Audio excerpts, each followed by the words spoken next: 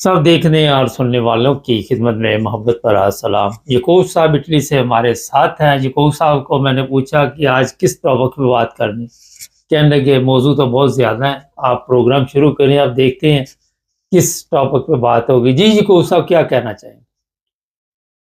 जी बिस्मिल्लाहिर्रहमानिर्रहीम, अस्सलाम वालेकुम रहमतुल्लाह। वालेकुम ਗੱਲ सलाम। ਕਰੀਏ ਜਿਵੇਂ ਸਭ ਬਣ ਰਿਹਾ। ਮੈਂ ਇੱਕ ਪ੍ਰੋਗਰਾਮ ਚੱਕਿਆ ਸੀ ਨਾ ਬਈ, ਉਹ ਮੱਝ ਚੋਰ ਨੇ ਚੌਕੜੀ ਮਾਰ ਲਈ ਤੇ ਉਹਨੇ ਚੌਕੜੀ ਨਹੀਂ ਪੱਟੀ, ਇਹ ਪੁਲਿਸ ਜੋ ਮਰਦੀ ਬਿਗੜੇ ਉਹਨੂੰ ਕਿਹਾ ਜੇ ਚੌਕੜੀ ਪੱਟੀ ਮੱਝ ਦੇਣੀ ਪੈਣੀ ਹੈ। ਉਹਨੇ ਇੱਕ ਆਮ ਚੋਰ ਆਇਆ, ਮੱਝ ਚੋਰ ਆਇਆ ਤੇ ਉਹਨੇ ਪੁਲਿਸ ਨੂੰ ਉਸ ਪਾਸੇ ਨਹੀਂ ਆਉਣ ਦਿੱਤਾ। ਉਹਨੇ ਕਿਹਾ ਵੀ ਜੇ ਚੌਕੜੀ ਪਾਟਣ ਲਈ ਤੇ ਮੈਨੂੰ ਜਾਣਾ ਕਿੰਨੇ ਆਖਣਾ। ਹੁਣ ਸਾਡੇ ਜਿਹੜੇ ਚੋਰ ਨੇ ਮੁਲਕ ਚੋਰ ਨੇ, ਇਨਸਾਨੀਅਤ ਚੋਰ ਨੇ, ਪੂਰੀ 5 ਕਰੋੜ ਆਵਾਮ ਨੂੰ ਨਾ ਸੁਰਲੀ ਦੇ ਚੰਗੇ ਹੈ। ਇਹਨਾਂ 78 ਸਾਲ ਦੀ ਚੌਕੜੀ ਮਾਰੀ ਹੈ। ਜੇ ਇਹਨਾਂ ਚੌਕੜੀ ਨਹੀਂ ਪਟਣੀ, ਇਹ ਚੌਕੜੀ ਲੰਮੀ ਹੋ ਗਈ ਹੈ। ਹੁਣ ਦੱਸੋ ਨਾ ਮੈਨੂੰ ਬਈ ਇਹਨਾਂ ਤੇ ਸਾਡੀ ਕੌਮ ਤੇ ਉਹ ਬੰਦੇ ਮੁਸੱਲਤ ਹੋਏ ਨੇ।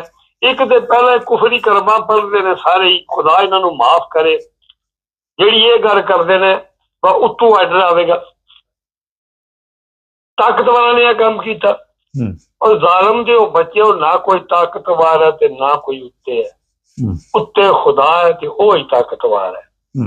ਥੱਲੇ ਲੱਗਾ ਅਦਾ ਹੈ। ਜੇਕਰ ਇਹ ਪਿੰਡੂ ਬਦਮਾਸ਼ ਨਹੀਂ ਹੁੰਦੇ, ਜੇ ਕੋਈ ਬੰਦਾ ਨਾ ਬੋਲੇ ਤੇ ਨਾ ਬੋਲੇ ਤੇ ਜੇ ਬੋਲਣ ਲੱਗੇ ਸਾਡੇ ਇਲਾਕੇ ਜੀ ਕਹਿੰਦੇ ਜਵੇਦ ਸਾਹਿਬ ਬੜਾ ਅੰਤ ਚੁੱਕੀ ਉਹਨੇ ਬੰਦਾ, ਯਕੀਨ ਕਰੋ ਉਹ ਤੋਂ ਮੁੰਡਾ ਕੁੱਤੇ ਦੀ ਮੌਤ ਹੋਏ ਨੇ। ਉਸ ਤੋਂ ਬਾਅਦ ਬਦਮਾਸ਼ੀ ਖਤਮ ਹੋ ਗਈ ਉਸ ਏਰੀਏ ਚੋਂ।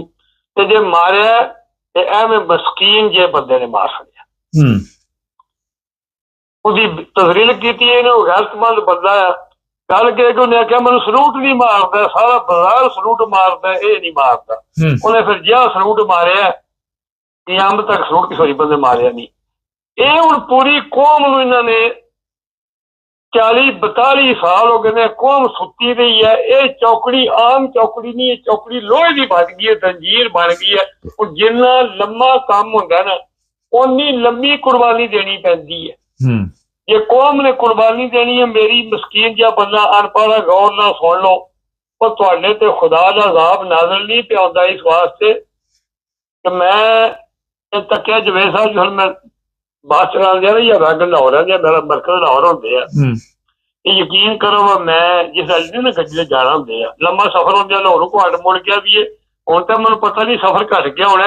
22 ਘੰਟੇ ਦਾ ਸਫ਼ਰ ਆਇਆ ਤੇ ਉਹ ਡਰਾਈਵਰ ਚੇਂਜ ਹੁੰਦਾ ਤੇ ਰੋਜ਼ ਘਰ ਖਾਰੀਆਂ ਗੱਡੀ ਦੇ ਕੇ ਨਹੀਂ ਆਉਂਦਾ। ਫਿਰ ਜਾਂਦਾ ਤੇ ਕੁੱਥੇ ਸੌਂਦਾ ਵੀ ਹੋਟਲ ਤੇ। ਮੇਰੇ ਨਾਲ ਦੇ ਹੋਰ ਵੀ ਡਰਾਈਵਰ ਬਣੇ ਨੇ ਜਿਹੜੇ ਖਾਰੀਆਂ ਦੇ ਲਾਲੇ ਮੂਸੇ ਦੇ ਜਨਮ ਦੇ ਨੇ।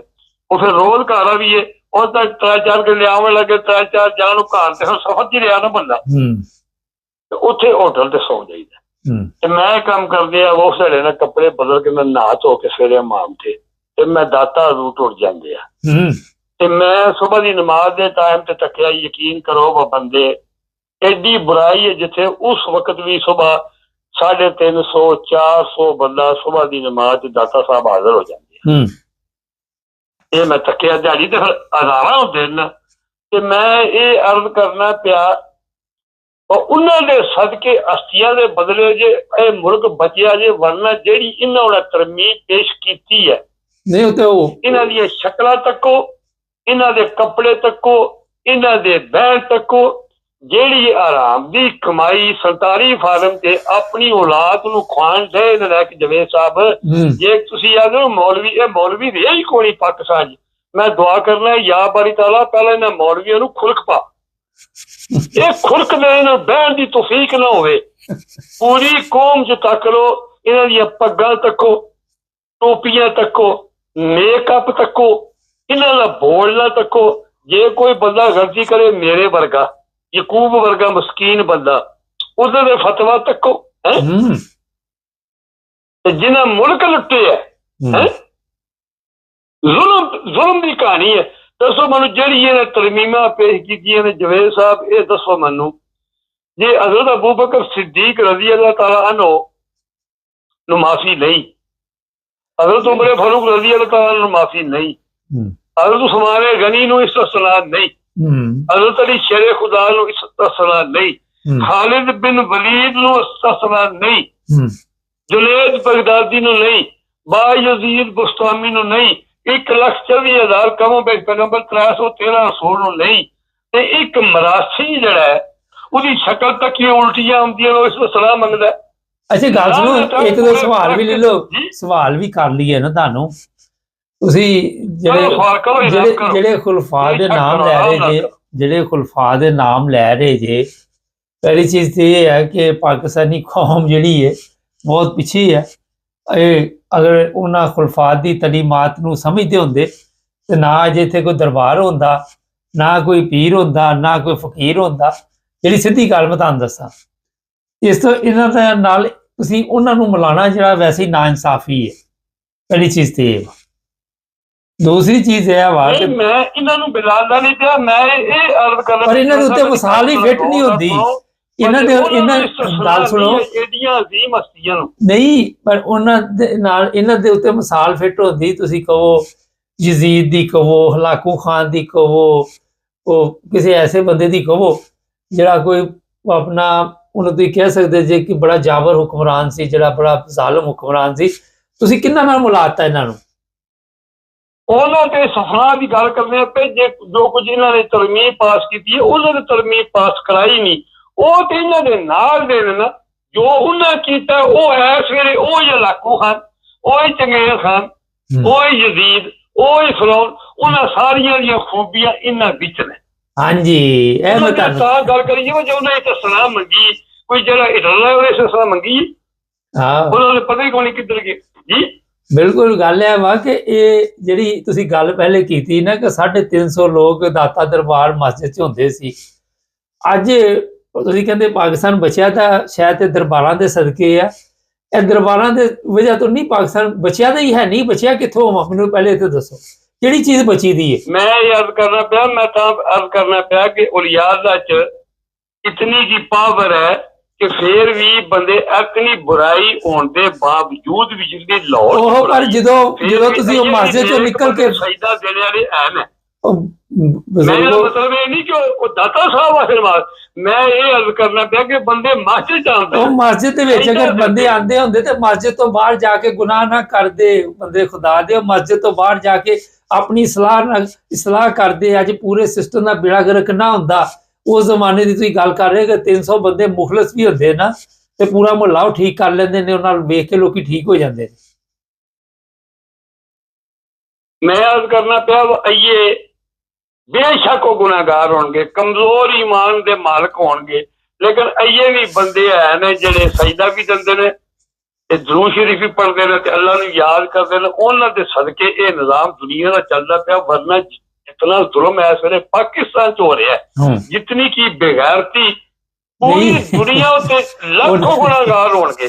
ਉਹਨਾਂ ਦੇ ਸਦਕੇ ਕਿਹੜਾ ਨਿਜ਼ਾਮ ਚੱਲਦਾ ਪਿਆ? ਯੂਰਪ ਉਹਨਾਂ ਦੇ ਸਦਕੇ ਚੱਲਦਾ ਪਿਆ, ਜਾਪਾਨ ਉਹਨਾਂ ਦੇ ਸਦਕੇ ਚੱਲਦਾ, ਕੋਰੀਆ ਉਹਨਾਂ ਦੇ ਸਦਕੇ ਚੱਲਦਾ। ਕਿ ਉਹ ਜਿਹੜੇ ਬੰਦੇ ਨੇਕ ਨੇ ਉਹਨਾਂ ਦੇ ਸਦਕੇ ਕਿਹੜਾ ਇੱਕ ਮਹੱਲਾ ਦੱਸ ਦਿਓ ਪਾਕਿਸਤਾਨ ਦਾ ਕਿ ਫਲਾਣਾ ਚੱਲਦਾ ਪਿਆ?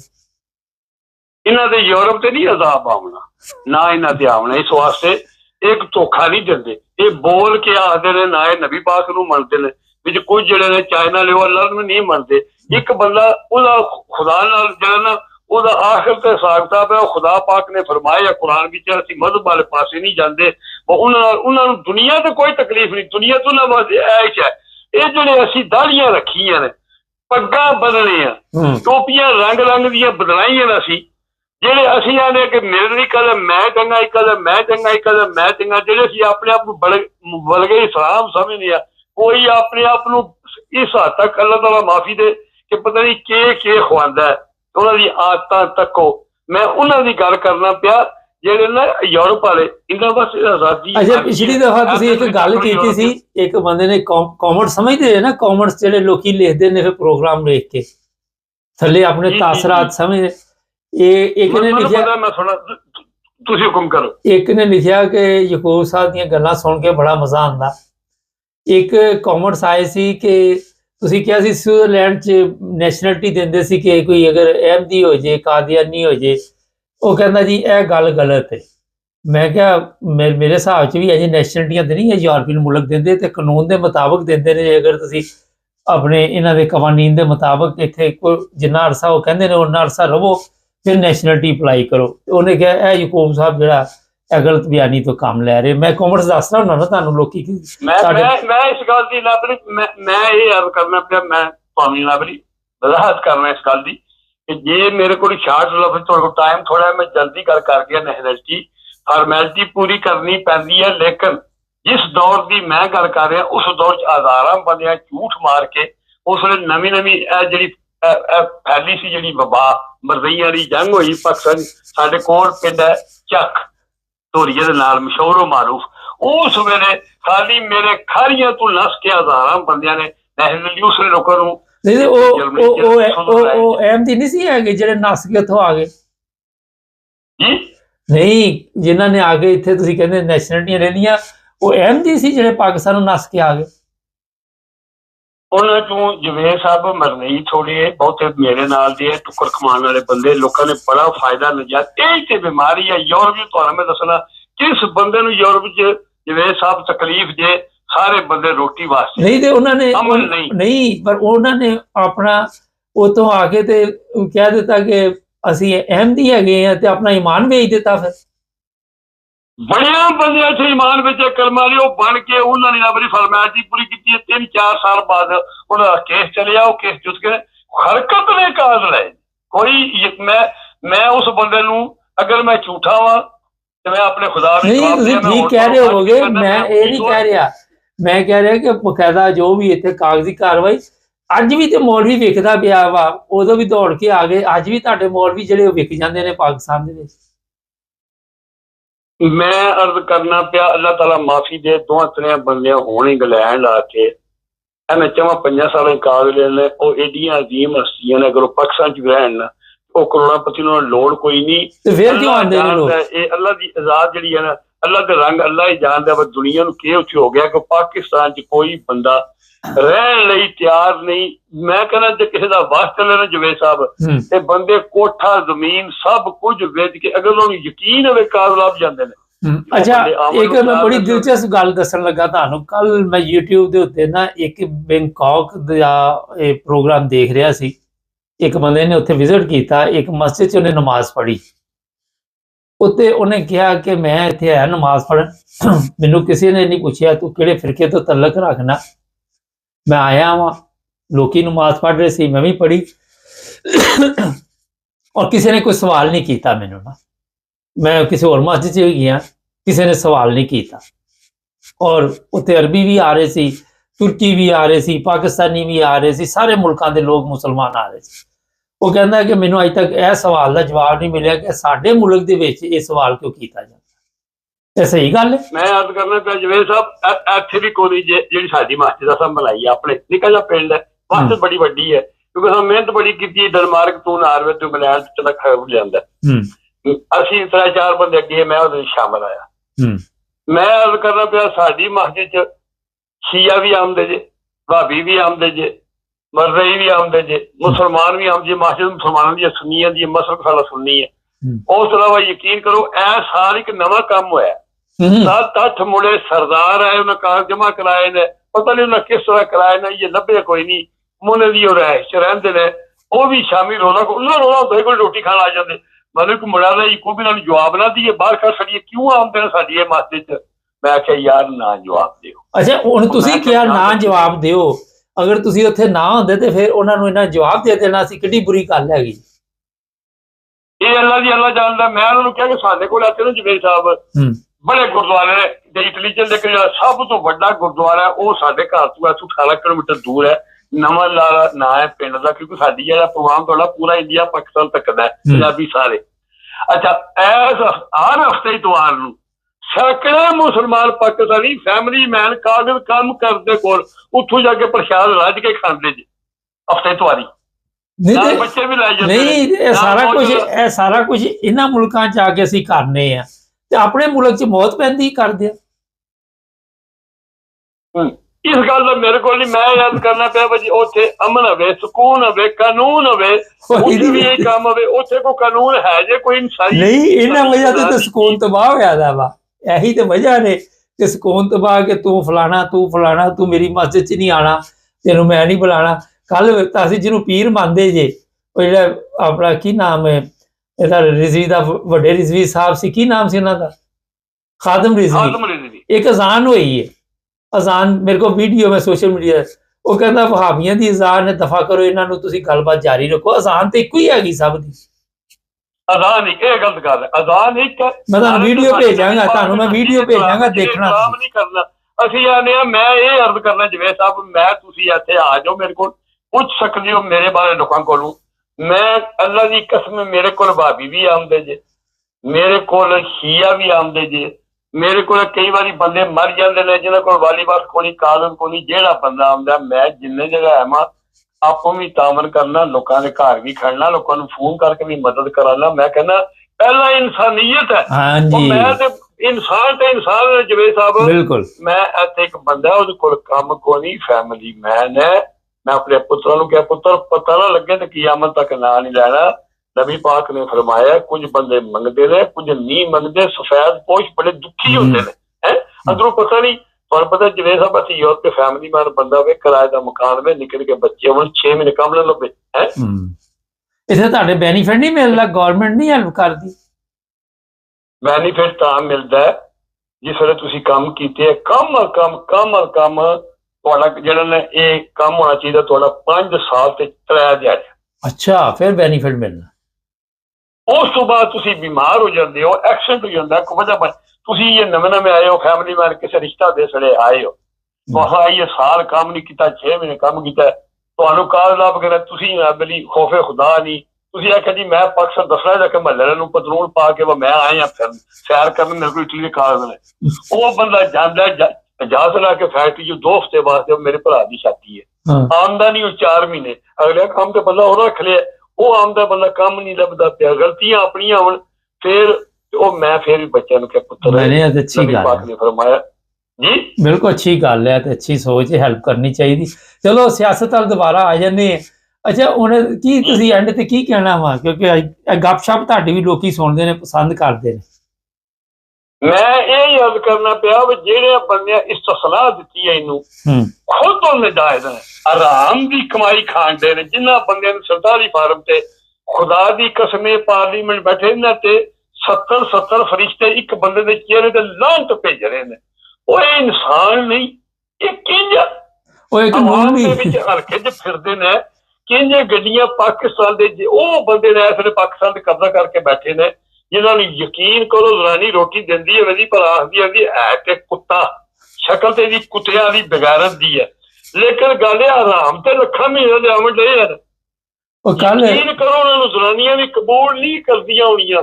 ਤੇ ਇੱਕ ਮੈਂ ਅੱਜ ਹਦੀਸ ਸਾਰੇ ਮੌਲਵੀ ਵੀ ਸੁਣਦੇ ਨੇ ਪਾਕਿਸਤਾਨ ਤੇ, ਦੂਜੇ ਬੰਦੇ ਵੀ ਪੜ੍ਹੇ ਲਿਖੇ ਸੁਲਝੇ, ਤੇ ਇੱਕ ਕਰਜ਼ ਜਿਹੜਾ ਹਰ ਇਨਸਾਨ ਨੇ ਅਦਾ ਕਰਨਾ, ਔਰ ਜੋ ਕੁਝ ਇਹ ਸਾਰੇ ਕਰਦੇ ਨੇ ਪਏ, ਪਰ ਜਿਹੜਾ ਬਜ਼ਾਨੀ ਬੰਦਾ ਨਾ ਉਹ ਆਪਣਾ ਹਿਸਾਬ ਕਿਤਾਬ ਦੁਨੀਆ ਤੇ ਦੇਖ ਕੇ ਜਾਂਦਾ, ਉਹ ਹਿਸਾਬ ਕਬਰ 'ਚ ਦੇਣੇ ਨਾ। ਇਹ ਨਹੀਂ ਇਹ ਤੁਸੀਂ ਹਿਸਾਬ ਹੀ ਸਰਦਾਰ ਜੇ, ਇਹ ਨਾ ਕਹੋ ਜੇ ਮੈਂ ਕਿਸੇ ਦੀ ਧੀ ਨਾਲ ਜ਼ੁਲਮ ਕਰਨਾ ਪਿਆ, ਮੈਂ ਪੈਸਾ ਮੈਨੂੰ ਆਰਾਮ ਦਾ ਲੱਭੇ, ਮੈਂ ਬਾਜ਼ਾਰ ਖੋਲੇ ਤੇ ਸ਼ਾਮੀ ਮੈਂ ਰੋਜ਼ ਬੜੀ ਤਮਾਸ਼ਬੀਨੀ ਕਰਨਾ ਪਿਆ, ਤੇ ਤੁਹਾਡੀਆਂ ਧੀਆਂ ਤੇ ਭੈਣਾਂ ਜ਼ਰਾਨੀਆਂ ਨਹੀਂ, ਇਹ ਬੱਚੀਆਂ ਹੋਣੀਆਂ, ਨੋਟ ਕਰ ਲਓ, ਕਿਸੇ ਕੋਲ ਜਾ ਕੇ ਪੁੱਛ ਲਓ, ਮਸਲਾ ਪੜ੍ਹ ਲਓ। ਇਹ ਦੁਨੀਆ ਤੇ ਕਰਜ਼ ਹੈ। ਇੱਕ ਦੂਜੇ ਨੰਬਰ ਤੇ ਜਿਹੜੀ ਤੁਸੀਂ ਸਰਕਾਰੀ ਫਾਰਮ ਤੇ ਇਲੈਕਸ਼ਨ ਹਾਰੇ, ਹੁਣ ਦੇਖੋ ਤੁਸੀਂ ਲੰਮੀ ਛੱਡੋ ਨਵਾਜ਼ ਸ਼ਰੀਫ, ਜਿਹੜੀ ਮੇਰੀ ਭੈਣ ਰਾਸ਼ਦਾ ਯਾਸਮੀਨ ਹੈ, ਮੈਨੂੰ ਮੈਂ ਉਮੀਦ ਹੈ ਕਿ ਉਹ ਨਵਾਜ਼ ਸ਼ਰੀਫ ਤੋਂ 2-3 ਸਾਲ ਵੱਡੀ ਹੈ ਜਾਂ ਚੌਖੀ ਹੋਣੀ ਹੈ ਵੱਡੀ, ਕਿਉਂਕਿ ਉਹ ਇਸ ਵੇਲੇ 74-75 ਸਾਲ ਦੀ ਹੈ। ਮੈਂ ਕਹਿੰਦਾ ਪਿਆ ਪਾਕ ਦਾਮਨ ਔਰਤ, ਇੱਜ਼ਤਦਾਰ ਹੈ, ਤੱਕੋ ਕਿੰਨੀ ਕੋ ਆਪਣੇ ਈਮਾਨ ਤੇ ਕਾਮਲ ਖਲੋਤੀ ਜੇਲ੍ਹ 'ਚ ਬੈਠੀ ਹੈ।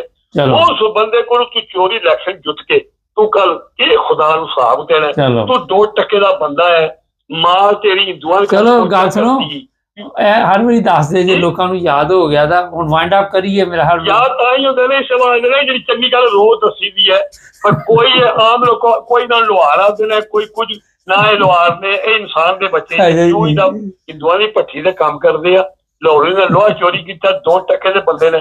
ਉਹ ਜੇ ਜ਼ਾਲਮਾ ਤੈਨੂੰ ਖੁਦਾ ਨੇ ਤੇਰਾ ਨਸਲ, ਉਸ ਜਨਰਲ ਨੂੰ ਖੁਦਾ, ਮੈਂ ਕਹਿੰਦਾ ਉਹਦੀ ਕਬਰ 'ਚ ਅੱਗ ਨਿਕਲੇ ਉਹਦੀ ਪੂਰੀ ਨਸਲ 'ਚੋਂ, ਜਿਹਨੇ ਇਹਦੇ ਪਿਓ ਕੋਲੋਂ 4 ਕਿਲੋ ਲੋਹਾ ਸਸਤਾ ਲੈ ਕੇ ਤੇ ਇਹ ਬੰਦਾ ਕੁੱਲੀ ਜਿਹਨੂੰ ਕੁੱਲੀ ਰੱਖਦਾ ਨਹੀਂ, ਕੰਮ ਦੇ ਕੋਈ ਫਰਕ ਨਹੀਂ ਚੁੱਕਣ ਹੁੰਦੇ ਆ, ਤਾਂ ਇੱਕ ਟਾਕੀ ਚੁੱਕ ਕੇ ਨਾ ਢਿੱਲਾ ਢਿੱਲਾ ਤੁਰਦੇ ਆ।